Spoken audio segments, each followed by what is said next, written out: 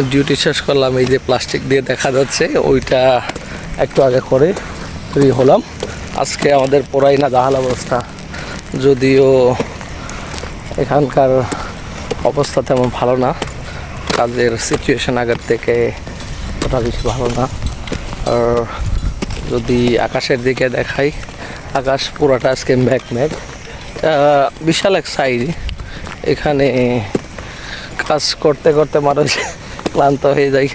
Basically construction কাজে physically strong থাকতে হয় মানুষকে, এই কাজ সবার দ্বারা হয় না আর কি। তো ফিজিক্যালি যারা স্ট্রং, তো তারাই এই কাজে মূলত টিকে থাকতে পারে আর কি। তো তারা বিদেশে আসতে চান আর কি, বিশেষ করে তারা মানসিকভাবে এবং ফিজিক্যালি স্ট্রং হলে, যদি ফিজিক্যালি স্ট্রং হন তাহলে বিদেশ আসবেন। তো আশা করি সবাই ভালো থাকবেন, ধন্যবাদ।